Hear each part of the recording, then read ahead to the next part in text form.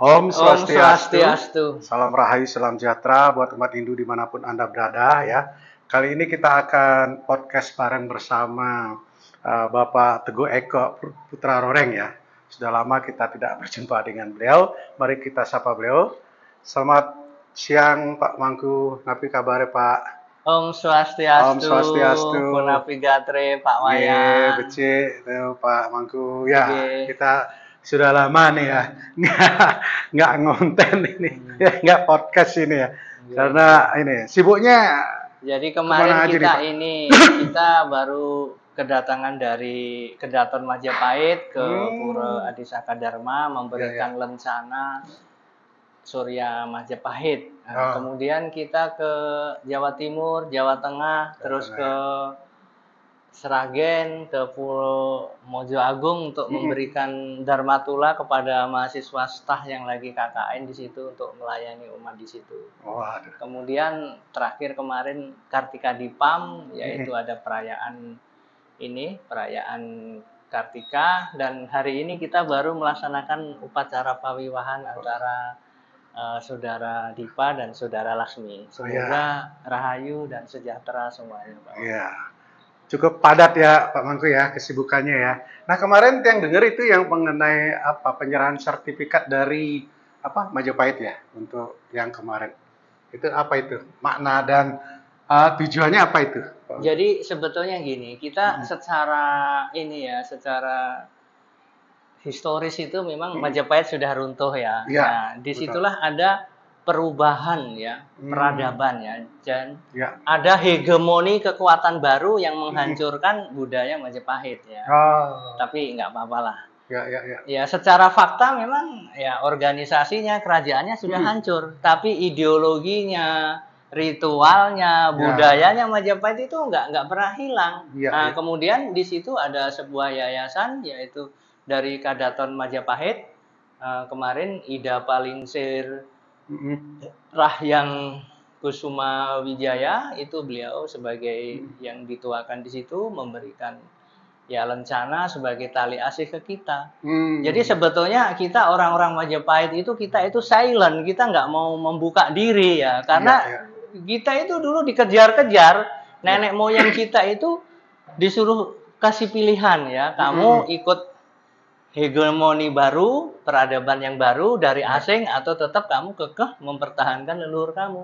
Lalu leluhur Hmm, kita akhirnya pilih meninggalkan kerajaan, iya. kita mengungsi ada yang ke Tengger, ada yang Hmm, Banyuwangi, Bali, iya, ada yang Wengker, Ponorogo, Trenggalek, Tulungagung, Kediri, iya. sampai ada yang ke Candi Ceto, Candi Suko, sampai ada yang ke Mangir, Jogja.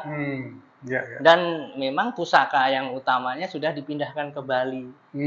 Tapi Iya. secara kebudayaan dan ideologi di Mm-mm. Jawa itu masih hidup sampai sekarang walaupun dengan cara silent, jadi Iya, gerakan bawah tanah, bawah dan tanah kita ya. sebetulnya nggak perlu minta pengakuan, nggak perlu Mm-mm. ini, kita hanya ingin eksis sebagai manusia yang Ya. mempertahankan budaya tradisi leluhur kita menurut fakta, Mm-mm. bukan menurut ibaratnya hegemoni yang baru, dia membuat sejarah baru Ya. sesuai dengan kepentingan mereka gitu kan. Oke, oke. Nah, Pak Mangku kemarin kan yang kebetulan pernah apa mengupload juga termasuk video di sana ada saudara kita yang dari Jawa ya melakukan penelitian ke pedalaman ke daerah lah ya ke dusun ya. Nah, di sana ternyata miris sekali ya, masih banyak umat Hindu yang ketakutan atau minder atau apa merasa kecil gitu ya. Nah, ternyata itu banyak respon dari umat ya. Nah, Pak Mangku sebagai orang Jawa yang apa ya lahir dan mengalami itu sekarang masih ada Pak Mangku. Jadi sebetulnya seperti yang saya ceritakan tadi, memang sejak tahun Mm-mm. 65 setelah Mm-mm. peristiwa G30 SPKI, Iya, jadi pemerintah itu membuat kebijakan yaitu mungkin dari program intelijen untuk pengamanan, penggalangan dan program teritorial untuk menangkis ideologi kiri atau komunis ya. Hmm. Jadi waktu itu orang-orang penganut kepercayaan Hindu, Buddha, Kejawen itu kalau tidak ditulis KTP-nya agama-agama mayoritas itu dianggap komunis. Akhirnya daripada ketakutan bahkan ada yang korban dituduh PKI dibunuh ya banyak seperti di Blitar Selatan, di daerah Tulungagung, Trenggalek, Ponorogo sampai Ngawi itu dulu banyak yang dibunuh padahal dia belum tentu PKI, hanya dituduh PKI aja karena dia pengkhianat kepercayaan atau orang kejawen. Akhirnya kan KTP-nya agamanya A, tapi ritualnya tetap ritual budaya Nusantara. Dan itu benar dan termasuk salah satunya kami ini adalah korban dari kebijakan itu. Jadi yang diceritakan oleh pegawai medsos, Mas Pur itu dari Ponorogo itu benar, beliau nggak ngarang-ngarang.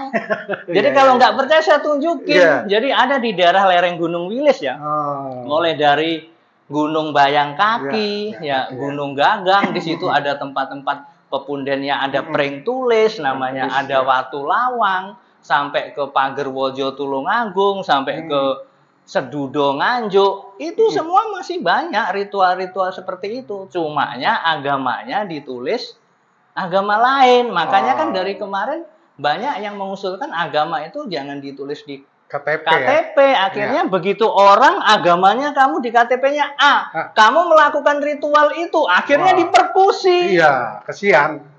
Ya, ini memang dilema ya. Katakanlah kita sudah merdeka secara bahwa yang diproklamirkan, tetapi secara religion spiritual ya masih belum ya Pak Mangke ya. Makanya sebetulnya saya itu malu. Kita kadang-kadang mendengungkan, hapuskan penjajahan di muka bumi, janganlah menjajah. Kita itu masih ada penjajahan. Penjajahan itu tidak hanya penjajahan politik, tapi penjajahan ekonomi dan penjajahan budaya atau agama.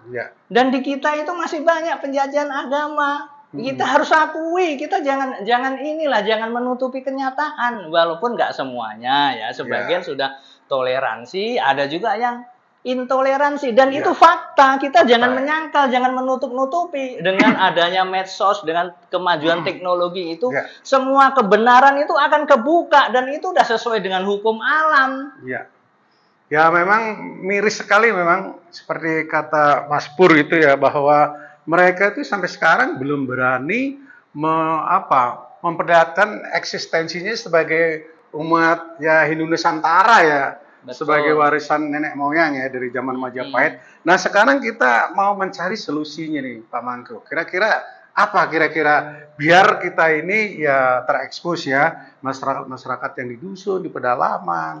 Menurut Pak Mangku gimana Pak? Jadi ini memang sudah zamannya ya. Biarlah semua akan indah pada waktunya sesuai dengan hukum alam, bahwa pepatah Jawa mengatakan seperti gabah diinteri. Maksudnya ini seleksi alam, yang memang kepilih dia selamat, kalau enggak ya dia lewat. Dan kita tidak bisa maksa, semua adalah karma. Kita tetap menjadi orang darmais, kita mau jadi teroris, kita mau menjadi orang mabuk agama, itu sebetulnya udah karma kita.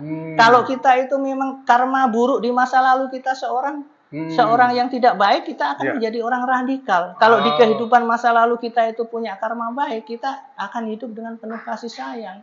Jadi solusinya ya kembalilah ke diri kita sendiri. Mari kita gali nilai-nilai kemanusiaan yang ada di dalam diri kita. Nah, terus kemudian yang kedua, secara yayasan, organisasi, sekarang kan sudah ada parisat di tiap kabupaten, atau organisasi atau kementerian agama yang mengurusi agama minoritas. Itu hak-hak masyarakat harus diberikan hak. Jadi contohnya kemarin saya habis dari umat Hindu Mangir, tanggal 16 kita Pawedalan Jagat. Dulu Hindu Mangir itu juga dipersekusi karena KTP-nya sebagian masih KTP lain. Akhirnya sekarang dari PHDI, dari Kemenak sudah memberikan hak-hak kita. Jadi kami ucapkan terima kasih.